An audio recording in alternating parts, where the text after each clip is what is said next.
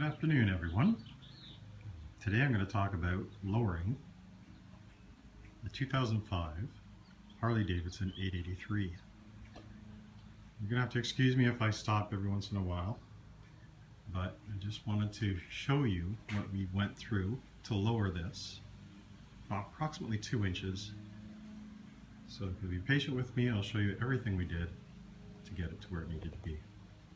First thing we did is we went out and purchased the Burley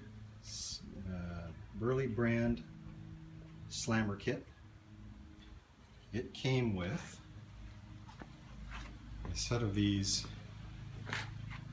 shortened rear shocks, pretty good quality. Pretty much everything that was in the box worked on this model.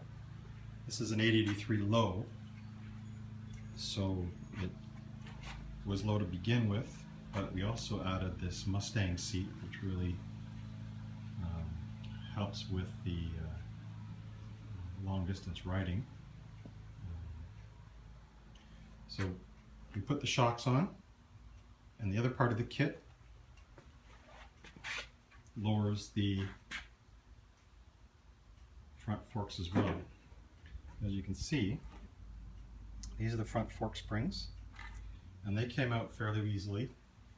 If you look at the top here, right there, and over on the other side, basically I used a piece of paper towel, wrapped it around so not to mar up the chrome finish, and used a large adjustable wrench and just pulled it over, and the caps came off with a fair bit of force. There was a lot of pressure underneath these springs, so I was extra careful letting those go.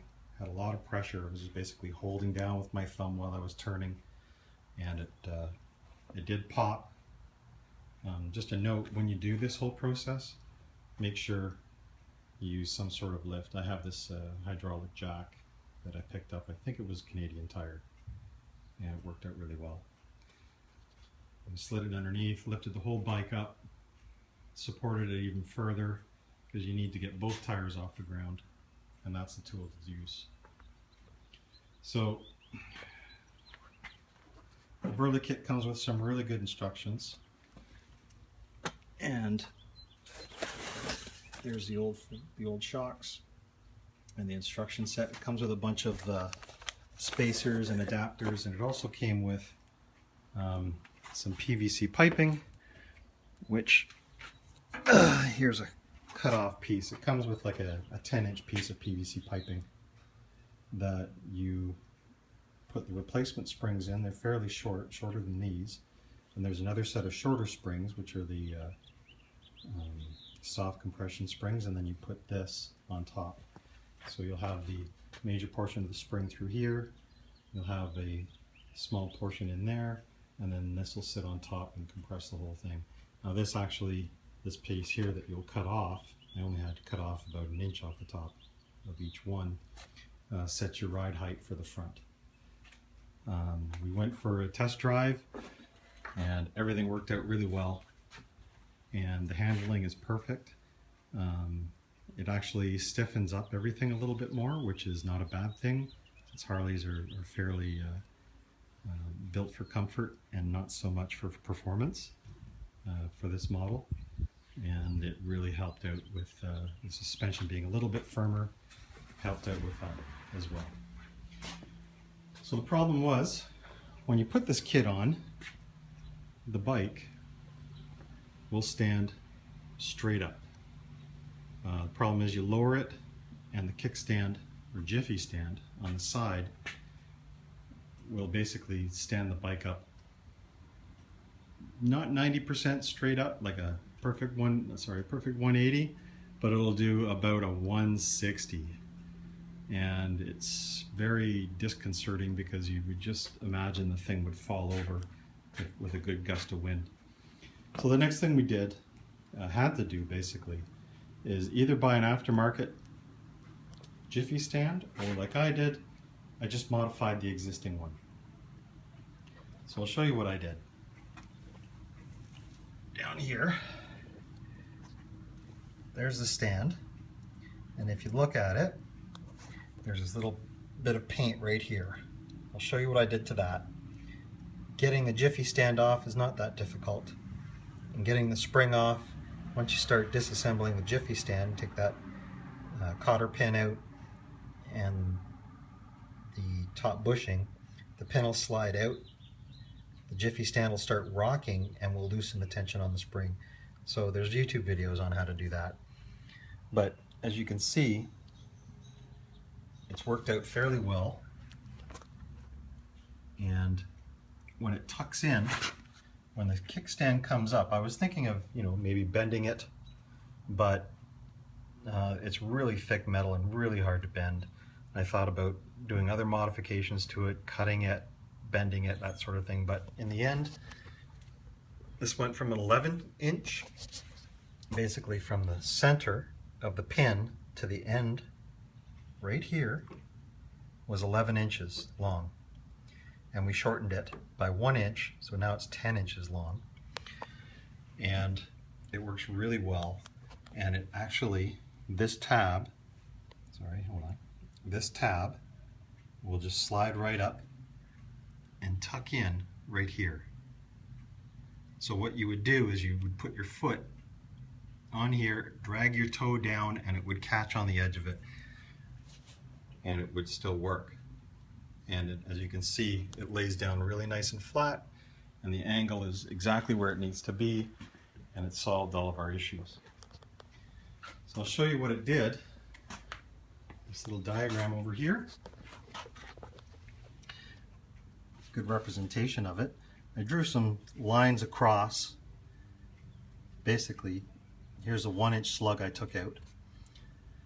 I drew some lines across to orientate the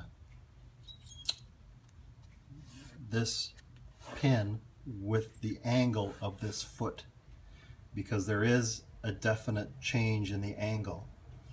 So in creating a line all the way through, when I cut it, I re-welded it back together with the lines in alignment, and when I welded it back together, everything came out really well. Basically, to cut that piece out,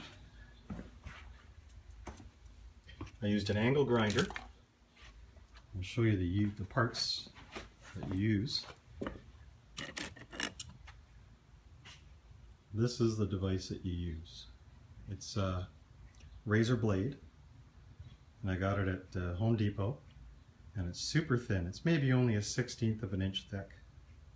As you can see, it's super thin, and then you use these to cut through solid steel, and it cuts like butter. I had, you could sit there with a hacksaw, but I think it was probably 2 minutes or less, maybe 1.5 to 2 minutes to cut through the whole thing on each pass. And then to clean up, when I was finished, I used one of these abrasive sanding discs to clean up all my welds.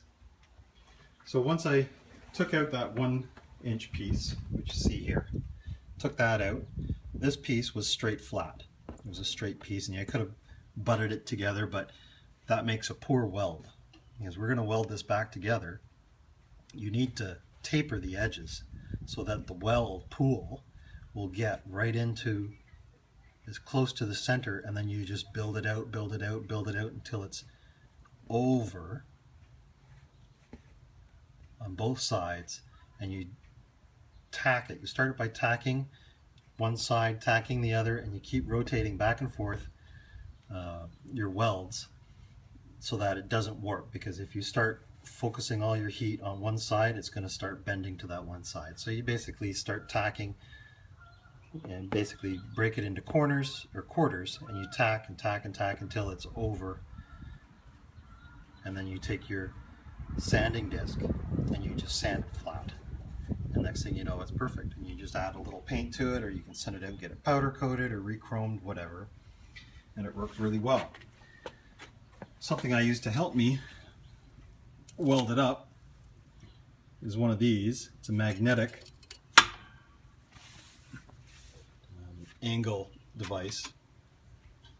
Basically, I I rested a portion of it on the back side where this spring holder is.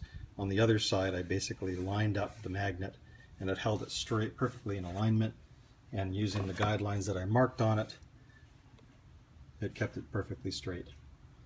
And then I used a arc welder.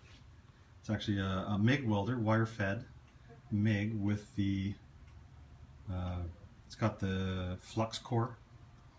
Fantastic little device. I've used this for so many things. 120 volt, just plugged it into the wall, and I used it on high setting number 2 with a wire feed number of 4. I think I'm using 030 wire or 035 wire, and it works really well, and it was hot enough that it did an excellent job, and the weld pool was thick, and it worked out perfectly. So that's pretty much all there is to it. Oh, to create this this taper, I just ran it on the bench grinder, and just basically took 3 or 4 minutes just to roll that piece around and get that taper in there, so it would work out really well. So I hope this is useful to you. I've basically lowered the bike by 2 inches to 2.5 inches, and if you have any questions or anything, just leave me a post and I'll get back to you. Thanks.